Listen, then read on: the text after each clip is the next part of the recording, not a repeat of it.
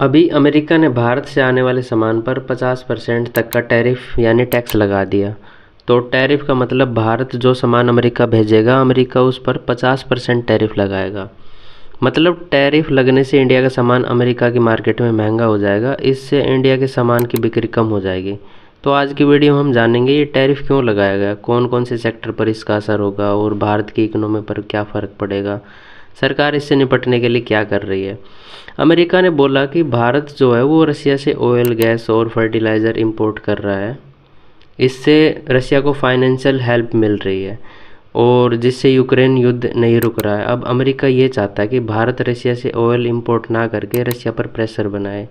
दूसरा, कहीं ना कहीं अमेरिका ये भी चाहता है कि भारत अमेरिका से गैस, वेपन और टेक्नोलॉजी खरीदे। अब भारत ये बोला कि भारत की ज़रूरत को देखते हुए हम रसिया से ऑयल खरीद रहे हैं। अब इससे अमेरिका ने भारत के कुछ प्रोडक्ट्स पर टैरिफ लगा दिया। अमेरिका ने पहले 25% टैरिफ लगाया और फिर 25% और जोड़ दिया, यानी अब कुल मिलाकर 50% टैक्स लगा दिया। अब इससे क्या होगा, भारत का जो करीब 48 अरब डॉलर का एक्सपोर्ट है उस पर सीधा असर पड़ेगा। मतलब हमारा जो एक्सपोर्ट लगभग 86 अरब डॉलर से घटकर 50 अरब डॉलर तक आ सकता है। अब एक्सपोर्ट घटेगा तो textile sector, jewellery, sea food, carpet, furniture, leather, chemicals, auto parts, इन सारे सेक्टर पर असर पड़ेगा।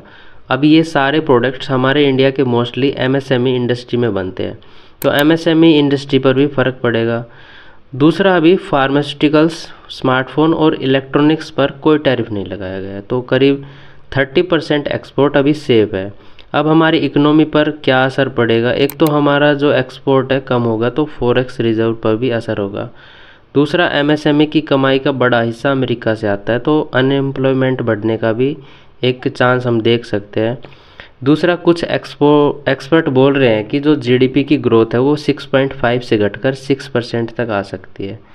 अब सरकार जो है इन सेक्टर को सस्ता लोन देगी, फाइनेंशियल हेल्प करेगी, कुछ जीएसटी में रिफॉर्म करके टैक्स में भी थोड़ी राहत देगी।